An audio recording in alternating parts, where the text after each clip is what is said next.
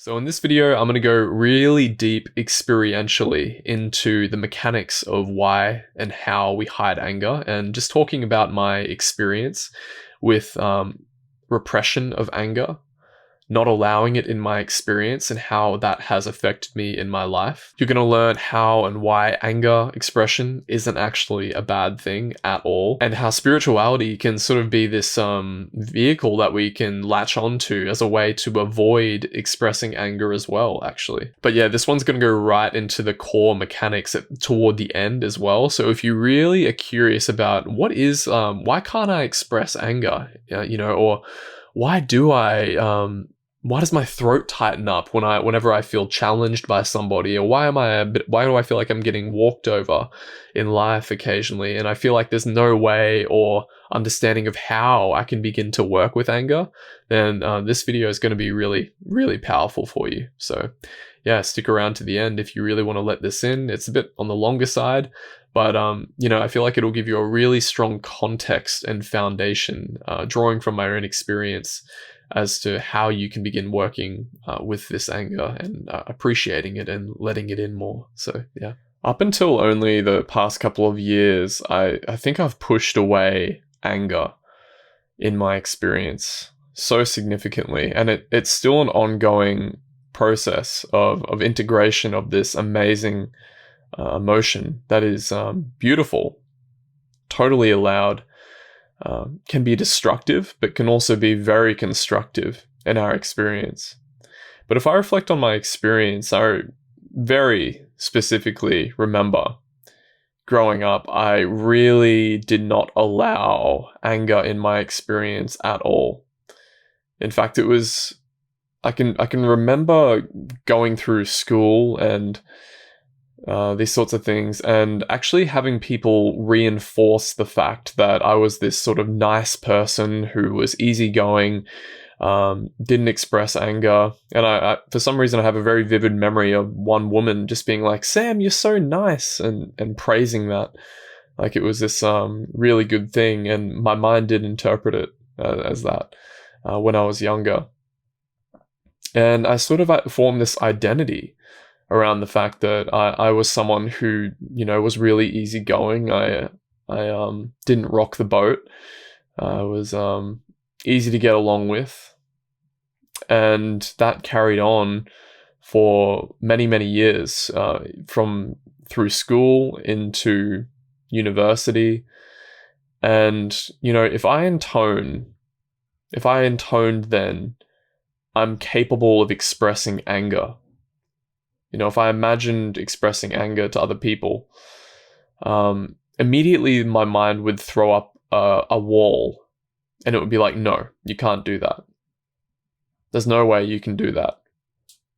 It's like instantly met with shame and doubt that felt so overwhelmingly convincing that if I were to express anger, I don't know what would happen. It would be horrible. And I'll get into the mechanics of what was actually happening and what's likely to be happening. And I know from doing men's work, this isn't particularly uncommon. In fact, it's very common in these spheres for boys to be taught things like this. Little boys don't get angry. Don't show anger. Don't be a naughty boy. Go into your room and sort yourself out until you can get your anger under control. If we go in our room and we learn to self-regulate, we're also basically taught simultaneously, it's transmitted to us that anger isn't safe. And if you want love, don't express it. Not to play the blame game or anything like this. This is just what we're taught in our culture. And I know for me, in my experience, what I was taught was that don't be like dad. Don't be like your father who expresses anger sometimes. And again, I'm not playing blame or anything. This is, we just do the best that we can. And in case my mom's watching this, but yeah, it really is suppressed. Anger, however it comes out, can be essentially. And there is a contrast to this as well. Sometimes we're shown that little boys don't cry, so the only thing we know how to express is anger. So it can go either way. But as it relates to spirituality, like when we have this incapacity to express anger, which we're taught from a young age is a bad thing, and then we start pursuing spirituality out of suffering because our egos, we feel something to be very wrong in our experience, and we know it's an internal game. We need to address suffering at the root level through practices like meditation, and these sorts of things. But I think the person who represses anger is, like I was, very attracted to spirituality as well. Because the message generally, my impression at least, and I think generally speaking, the impression of spirituality is that, it's all love. There's a lot of accommodation. There's a lot of focus on things like morality, of interconnectedness and connection. And crystal beads and chakras and these sorts of things. So spirituality can be very attractive to a person who pushes away anger, because it promotes interconnectivity. And you could say, at least this is the impression, is that it doesn't really promote aggressive or strong boundary setting that anger might bring about in destructive or constructive ways. So I think just a byproduct of, in my experience, that's partially what contributed to me, like being so attracted to things like meditation retreats and spirituality in general. It's not just limited to spirituality. Of course, any sort of activity that promotes well-being and these sorts of things may attract the person who represses anger. However, I just know from my experience, and I can speak from my experience, that spirituality definitely has that affinity. So if you relate to that, the only reason I bring this up is just to provide context for you, because maybe this is happening for you. Maybe if you reflect on, it might be a bit uncomfortable to hear this, but it might be suggesting that, anger is this thing that I have pushed away in my life, and I relate to your story, Sam. So, it's just a mere awareness piece around this maybe being a potential thing for you. And I just, if it is triggering you, and if you are feeling like, oh God, like maybe anger is something I've pushed away, and you can maybe feel a bit of a background hum of fear or something, or like, oh, this is something I don't want to look at yet, there's that doubt. That's okay. That can be accommodated here. But that's the very program that is trying to keep you safe as well. That's trying to prevent you from expressing anger. So you can just acknowledge it and let it be here, because it has kept you safe. It's what's allowed you to get love. It's what's allowed you to, be accepted in your family, be accepted by your friends, because anger, if that is triggered for you, is something that, we haven't allowed. So of course it's going to be scary and uncomfortable. And that's totally fine. But what are the upsides to anger? And there are a lot. It allows us to express healthy boundaries. If somebody's trying to take advantage of us, if somebody's trying to, like we're in the workplace and we're being pushed to work extra hours when we're already exhausted, anger's the sort of thing that would come in and be like, you know what? No, I love myself and I care for myself. So I'm not going to allow myself to be taken advantage of. I used to, I recount very recently, there was a poor woman who was talking to me, and she's a very lovely, friendly person. And I just know from talking with her for quite a while that she probably is a person who represses anger.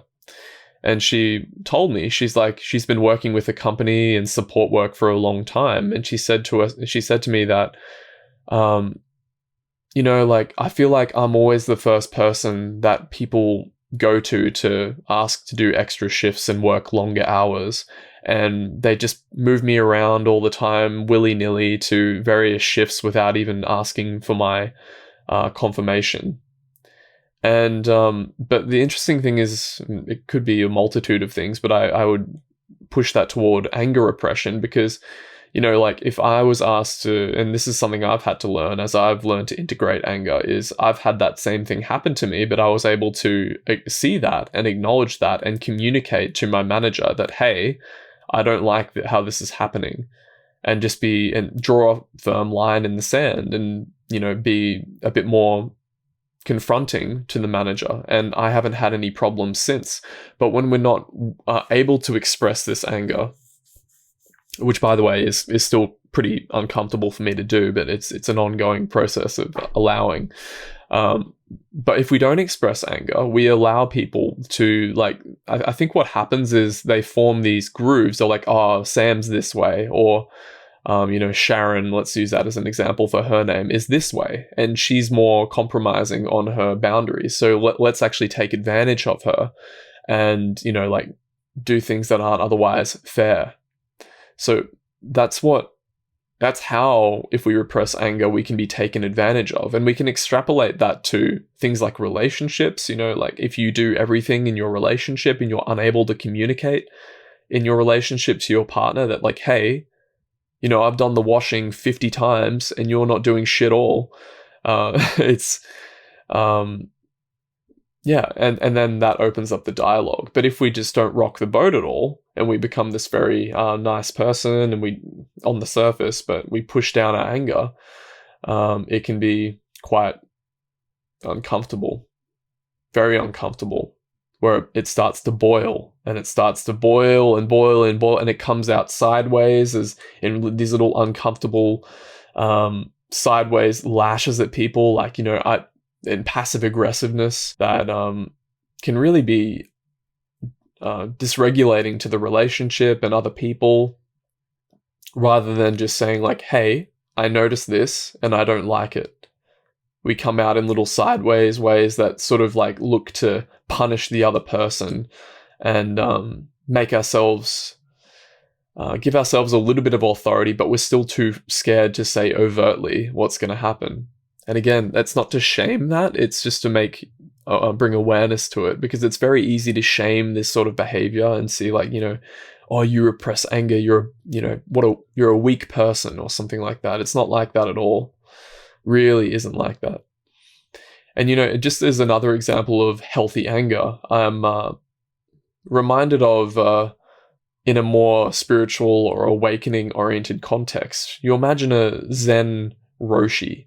This might be a projection from my end, but I know that Zen is traditionally, that it's quite a masculine movement in some schools of Zen practice. And you might walk into a Roshi's room, basically the spiritual teacher's room, whose job is to help you wake up, basically, right? You imagine you walk into this hall and you sit down in front of this Roshi, and he's interrogating you on the nature of what you take yourself to be. Like, who are you? Who are you? If he was a nice, lovey-dovey person who didn't rock the boat and he's trying to help you wake up, he would actually be doing you a disservice if you said, like, oh, I think I'm this, and but if he didn't come back at you with, like, no, who are you? Who are you? And actually bring forth some anger out of love to help wake you up. Which, is that not the most loving thing he could do in that situation? It depends on your affinity and these sorts of things, but anger isn't a bad thing. And in fact, it's a very natural, beautiful, flowing emotion that is this part of the human experience. It's part of being human. So we can absolutely welcome anger in. And again, that can be scary. Like, if you intone to yourself, if you imagine right now, you had your family sitting around you on chairs, and you're sitting in this room with them. and you say, I can express anger to every single one of you. Or, like, is there a retraction, a contraction that you can't? Your body says, hell no.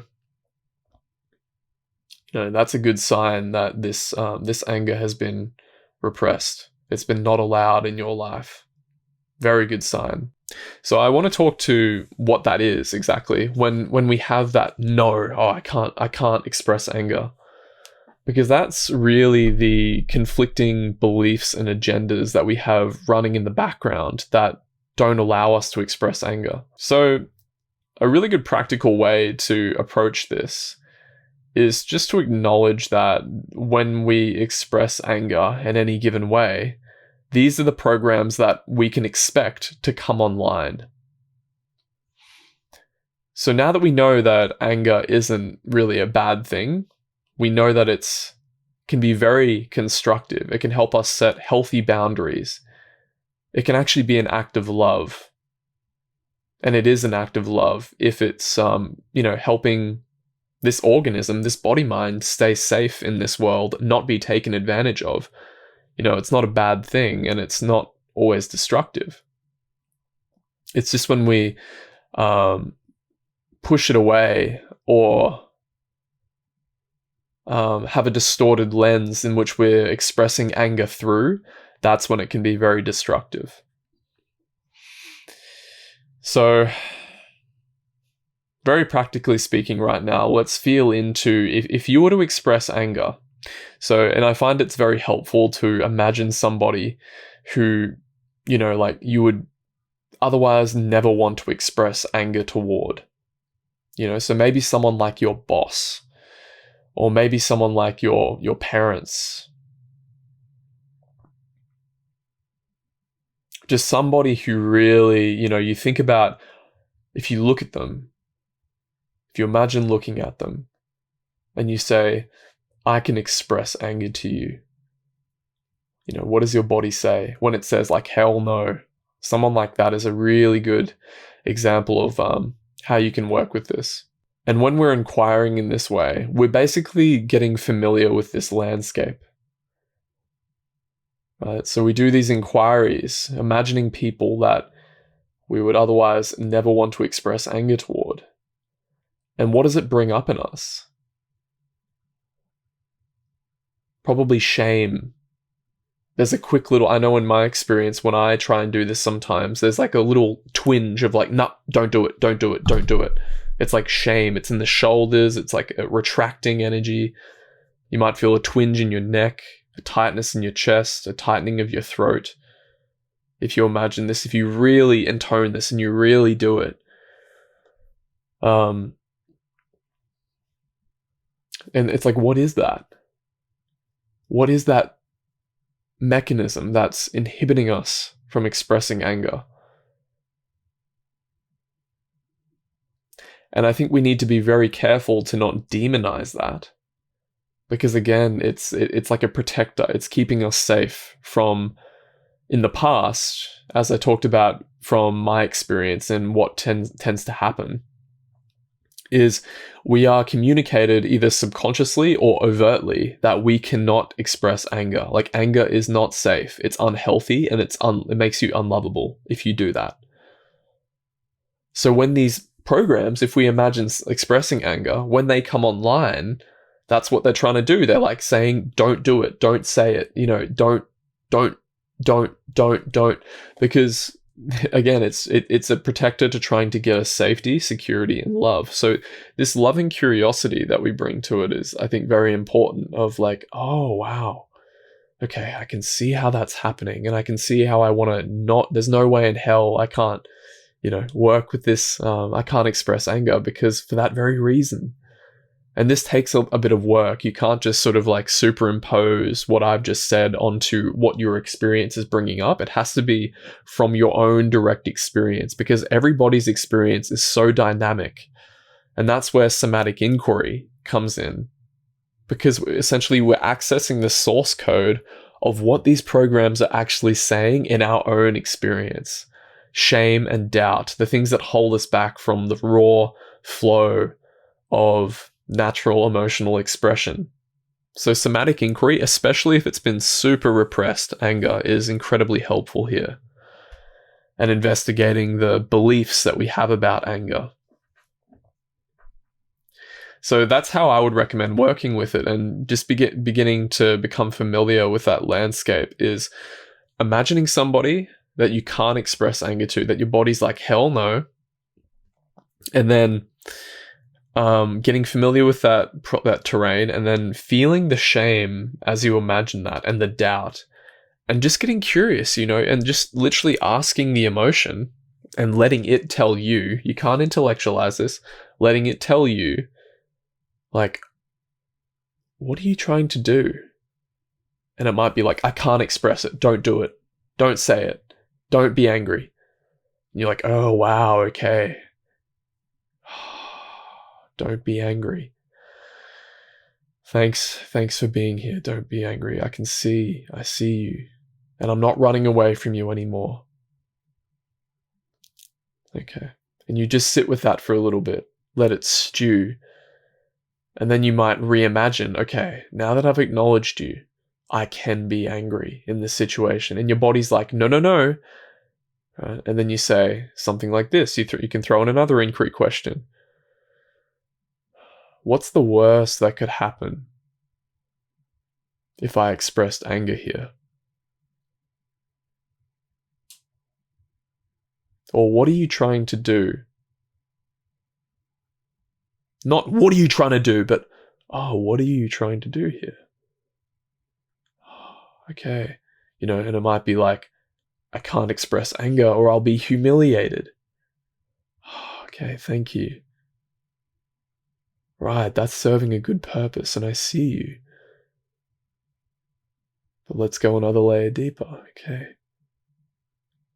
You can use reverse inquiries like this to really imagine, like, okay, then maybe if it was humiliation, you could be like, I can be humiliated when I express anger. And then your body will be like, no.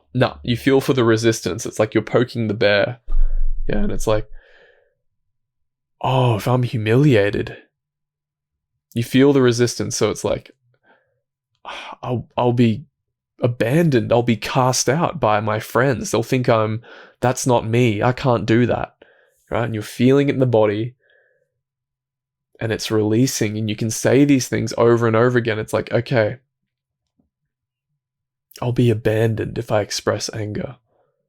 I'll be abandoned.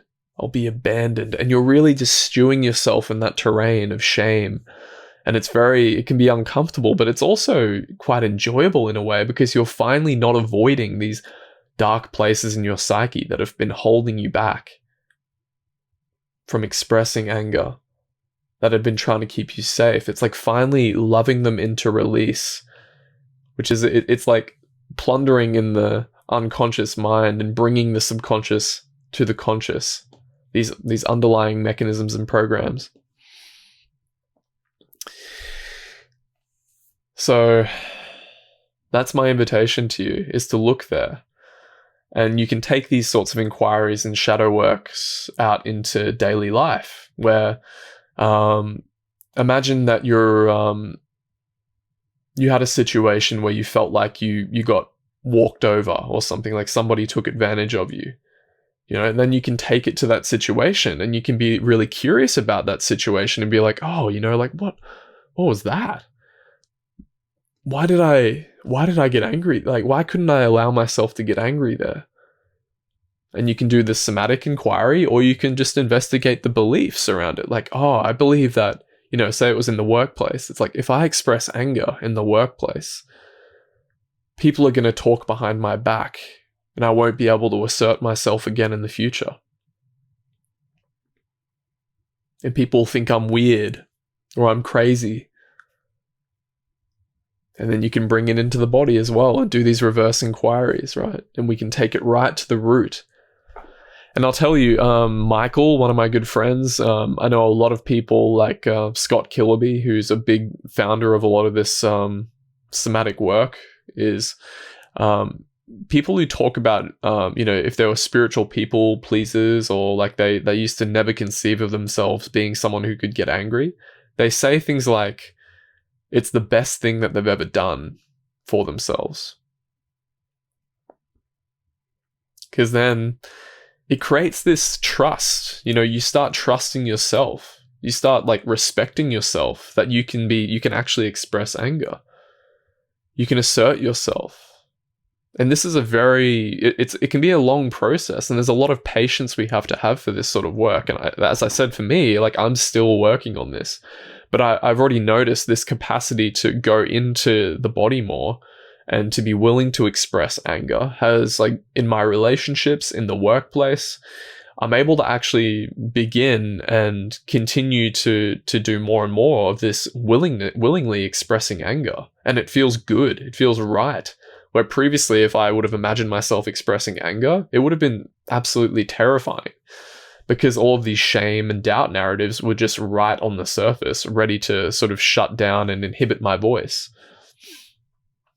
But now it's just, there's this like excited willingness to an appreciation for the fact that whenever that sort of happens and whenever that comes up, I have the tools and the awareness to see it for what it is and to love it into release, which is amazing. So I hope you found this insightful. Like the video if you found it value, and feel free to drop some comments. I know this can be a very challenging and interesting terrain to navigate. So yeah, much love. Thank you for the recommendations.